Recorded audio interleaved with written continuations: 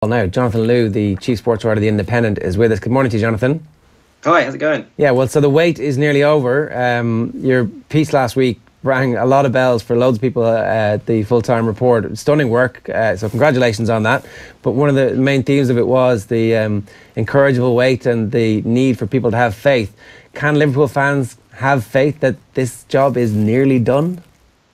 I think it's nearly done. I think Liverpool fans will certainly have probably a good deal more than faith, actually. They'll have belief, they might even have an expectation. The prospect of this tie going against them now is something that I think a lot of Liverpool fans won't even dare to contemplate. And it shouldn't, essentially.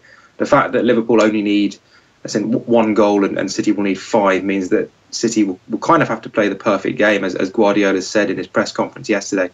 And the fact that this Liverpool team generally, will attack despite the situation of the game means that goal should be fairly easy to get for them. And City aren't the side that keep a huge amount of clean sheets for all their dominance in the Premier League. It is one of those ties that is hugely stacked in the favour of the visitors tonight. And yet, if you're a Manchester City fan, all you have to do is look to the first 45 minutes at the weekend against Manchester United, when they did play a perfect game and they could have scored 4 goals. They managed 2, which if they managed again in the first half tonight, they'd be pretty happy and feeling pretty good about life. It's been one of the traits of this Guardiola side, as brilliant as it has been all season, that it has had these occasional lapses in concentration where they've conceded not just 1 but sometimes 2 or 3 goals. Obviously they can't afford anything like that tonight, and I suspect they'll be looking more to the performance against Arsenal, the 2 wins that they had earlier this year, as a kind of template of what they'd be hoping to achieve. In terms of the way the two teams line up, do you expect anything slightly different from Guardiola? It almost felt a little bit like he was preparing the team for the onslaught against Liverpool, as opposed to putting the team out with his own first principles at mind in the Anfield game. And obviously that won't happen again tonight because they're chasing the game and it clearly wasn't the right decision in the first place. So in terms of selection, are there any nuances that you expect, any wrinkles tonight from Manchester City? It's a good point you make, actually, because Guardiola he does have a tendency in these big European games to try something rather than kind of sticking with the tried and tested formula that's got them so much success in the league. We saw last week that he brought in Gundogan for Sterling, which I guess didn't really work out. He tried that extra central midfielder, which kind of left them all crowded, and it really sort of disjointed them. And it's something that Guardiola's done, all the way going back to Barcelona. When it comes to a big European game, he's almost tried to get a little bit too clever for himself. I actually don't expect that so much, simply because their task is so simple, and the style of football they've been playing is exactly the sort of style of football that they need to be playing to pull this tie out of the bag. So I kind of expect them to line up pretty much how they've been lining up. There were a lot of changes for the United game, but I imagine it'll be a pretty full strength City side in the kind of 4-3-3 that we've known them. Jonathan, why do you think that Pep is likely to overthink things in this manner? It's clearly not a trust issue, clearly, because you look at the quotes in the paper this week and this morning, and clearly he backs his team to the nth degree. Is it just a matter of over-analysis, do you feel? I think overthinking it is part of it. I mean, the amount of thinking, the amount of analysis that he puts into every single facet of his job, I think sometimes means that when it comes to these big showpiece games, he kind of ties himself in knots, and almost it doesn't feel like the simplest solution can be the best, even though that's the very principle that underlines, most of his philosophy. I think part of it also is certainly in this tie is his kind of Klopp complex, as it were. He's got a poor record against Liverpool and against Dortmund when Klopp was there, and I suspect part of it was the fear of the Liverpool counter-attack. I mean, one of the things about Guardiola, and it's not unique to him at all, is that he is absolutely terrified of getting counter-attacked. And when you're coming up against the team that is probably as good at doing it as any in Europe, maybe that does kind of addle your thinking a little bit. Again, I don't expect him to make the same mistake twice, because he doesn't tend to, he tends to learn pretty quickly from his mistakes as well. Even within the a brilliant performance at Anfield from Liverpool, there was a period in the second half where it felt like, not that Liverpool were hanging on, but that they weren't as self-confident and brash and as clearly committed to the attack as they had been in that first half. It's natural. You're 3-0 up. You have this amazing result and you want to protect it a little bit. And you think of Milner hoofing the ball forward, and it's natural that there will be a little bit of that for them tonight as well. I know the point you made that they will naturally attack because that's their game plan, but there's definitely going to be more reservation about that attack tonight. Yeah, I think so. I mean, in the second half at Anfield, I think we barely saw Liverpool have a chance. I mean, they defended superbly. They defended really well, and that's as well as they're going to have to defend again tonight. But there is a danger there because Klopp sides, as we all know, are based on forward momentum, forward motion, attack not just being a form of defence, but attack essentially being the defence. That first line, we saw it dropping in the second half at Anfield, and if it turns into one of those games where they have to play an 80 or 90 minute rear guard, then it's going to become very dicey for them. I mean, I still think they'll come through, but if, say, City if it's still 0-0 with half an hour to go, and then City burgle a goal, and then suddenly it's back to the wall. The momentum that we saw at Anfield can very easily switch against them. That's the sort of hope that City fans will be clinging to tonight. Yeah, and I do also wonder how easy it is for somebody like Mohamed Salah to run off a groin strain. He came off really quickly as soon as he realised he had it. They obviously weren't going to risk him at the weekend. We saw some shots of him jogging lightly in training yesterday, but history would tell you that a groin strain, it can affect a player, and if he's not actually playing fully, then they're a different team, and if he's not playing at all, then they're a completely different side. Yeah, no, I mean, they're a different side without him, just because he almost performs three functions in one. Not only is he their main goal threat and their main creative talent, but he's also one of their main ball winners. I mean, him and Mane and Firmino, their work off the ball is pretty well documented. But he's one of the best at actually winning the ball back. I think there's a certain element of wish fulfillment here. Nobody really knows, apart from the Liverpool medical department and possibly the squad, exactly what sort of condition he's in. But I think that the photos and the video released of him training ahead of this game is almost kind of a morale booster, like one of those World War II propaganda films where it would show the troops in fine fettle, even though they'd just been decimated. So I think it's one of those where he could start and last 10 minutes, and it turned out that everyone was just being very optimistic, or it could be one of those where it literally wasn't that bad, and they just could have took him off as a precaution, left him at the Everton game, and but we won't really know until he comes on the field. But certainly Liverpool fans will be pretty excited about the prospect of seeing him on the pitch. It's a remarkable thing when you think about the spectrum of this fixture, even in just this season alone, from the 5-0 early in the season to the 3-0 last week. So you've got an 8-goal swing there in the space of one season. Granted, there was crazy things that happened individually in those games that it's not really an 8-goal swing. But you think about it then, you think about the addition of Virgil van Dijk into the Liverpool defence and potentially just the footballing brain that he's got, and coming up against that front three in training. How big a thing do you feel that is coming up against this City attack?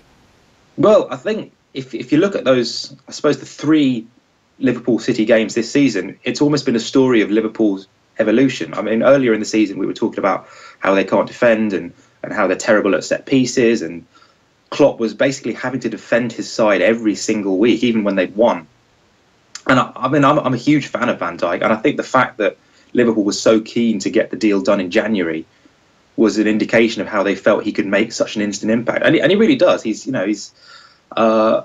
coolness personified. I think I read somebody in the Guardian last week saying Van Dijk plays football at a resting heart rate, and so as well as his incredible pace, his athleticism, his goal threat at set pieces, which I think over the course of his Liverpool career we'll see him score quite a few goals as well.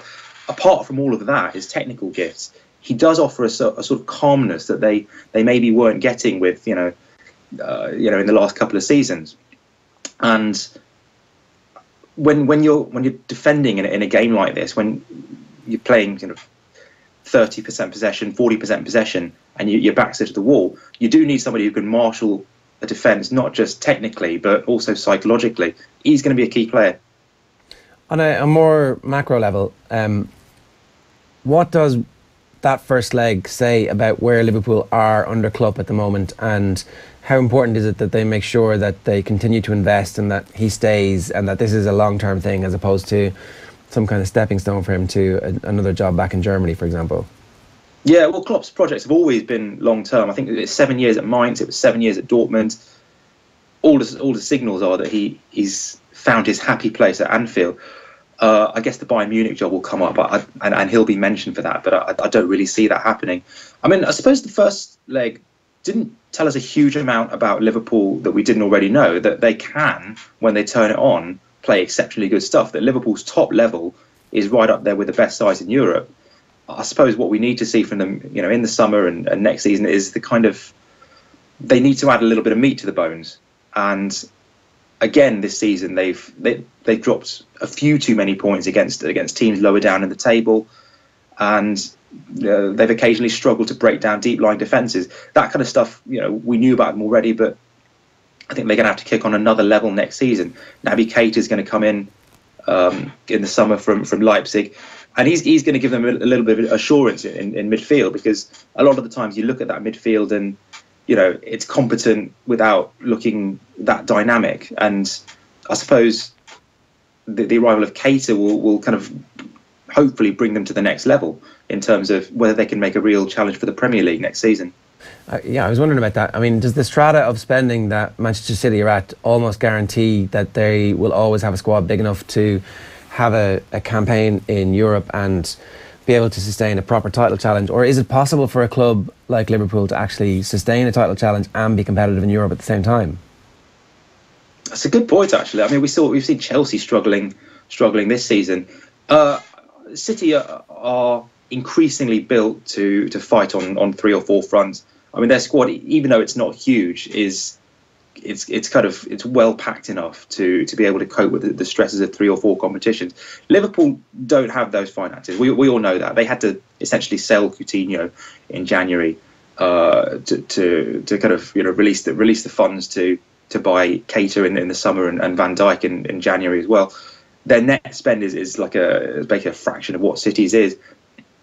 And I mean, the other thing about it is that Klopp doesn't want a huge squad. He doesn't want sort of 10, 12, 15 players, strolling around the place if they're not, really sort of, challenging for a first team place.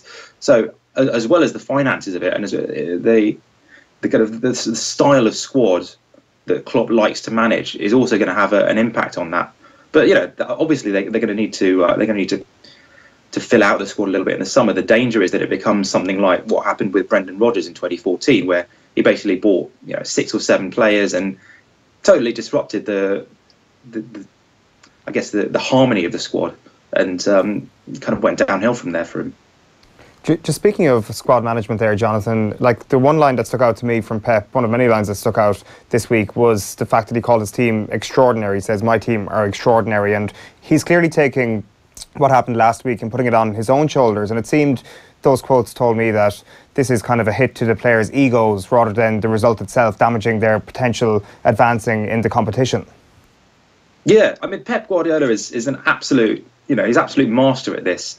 I remember there was a game against Liverpool last season. It was a draw. It was a 1-1 draw or a 2-2 draw, and he said it was the best performance he'd seen. And I am so happy. I am so happy. These players make me so happy. I'm delighted. We're extraordinary. And part of it is there's this kind of self-cadogy going on there. The best managers these days don't just have to be tactically astute and technically excellent, but they almost kind of need to be evangelists. And in order to get the sort of performance out of his side that is going to, turn this tie around, Guardiola kind of does have to persuade his players that they are capable of something superhuman. Because ultimately, I guess, when you look at Pep Guardiola, as an individual, he's a man of the big European night. He's got pedigree in this regard, whereas ultimately his players don't. Yeah, actually, that's a good point. I mean, a lot of his players have been signed from smaller clubs where they haven't necessarily had that sort of Champions League experience. It's a worry for them, I guess, that City haven't got past this stage. Sorry, they haven't got past the semi-final stage at all. that a lot of their players haven't played, the finals and big Champions League finals, big World Cup finals that that really give you experience of playing these big games. But there's no real way of giving these players experience except by going into one of these games and actually winning it. Talking again about the length of the project, we've seen with Guardiola that there is a shorter lifespan, certainly so far, in terms of the pressure that he felt at Barcelona, and the fit at Bayern didn't seem right. Is he in a job where there is the potential for this to last a little bit longer? And you look at the trio that started for City in the Anfield game, where as their attackers were like 21, 20 and 22, and you feel like if he keeps this team together and sits it out for the next 3 to 4 years, that they're going to be a European superpower, and that Champions League success will come on the back of a failure, say at this point, that next season they will go into that entire competition knowing what it takes to go to Anfield or wherever and not get battered 3-0. Do you feel like this Guardiola thing will last a bit longer? Well, the team itself is totally transformed. It's easy to forget just how many players Guardiola shifted out in his kind of 18 months, 2 years in the job. The team he inherited was like Hart and Zabaleta and Kolarov, and it's been completely transformed. Whether Guardiola stays with the project, I'm slightly more sceptical of. I mean, I think behind the scenes at City, the likes of Soriano and Cheeky Begiristain are kind of mounting a keep Pep campaign of the sort of magnitude which they used to get him to the club in the first place. But I think Guardiola himself is pretty clear that his fuse, I think, at a certain club only has a certain amount of time to run. He was very stubborn about like, this is my time at Bayern, and ultimately I think the club and the fans were kind of happy to see him go. And I wonder if it's his style of management, which is so entirely exhaustive, so transformative, really does have a kind of finite lifespan. Whether, to quote Robert Blake on Benjamin Disraeli, eventually people tire of being changed. And I think we'll get a slightly clearer picture of that this time next year, because these things do turn very quickly, and fatigue becomes an issue. Mental fatigue, becomes an issue, and we'll see what happens next year. But I personally don't. I think City would be very lucky to get a fourth season out of him, and that we're already probably in the second half of the Guardiola reign.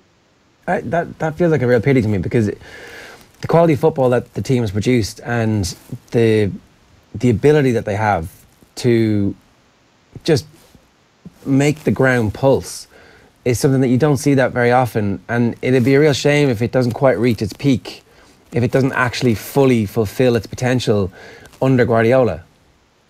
Well, you could argue that that didn't happen at Bayern, and if they don't make it through tonight, it won't have happened at City. I think it's hard to keep revolutionising a team for 3, 4, 5 years. I mean, the way that he works is it almost relies on being like getting a cutting edge, and it's really hard to keep finding those cutting edges with the same players. And a situation like Pochettino at Tottenham, where clearly it's the same group of players and they're playing together for 3 or 4 years. I'm not sure that's even possible at a side like City, where they're fighting on so many different fronts. They've got so many A-list players who will all kind of demand to play at the same time, that I think naturally the churn will be a lot higher than it is at a slightly smaller club like Tottenham. Yeah, I mean, it would be a shame, and I think you could argue that Bayern team didn't really fulfil its potential. But I think that the football that City are playing this season certainly feels like the pinnacle of something. Yeah. Even if it doesn't necessarily get them all the trophies. Hopefully it lasts a little bit longer. Jonathan, it does sound like you expect Liverpool to go through, but you do also expect them to concede a number of goals tonight.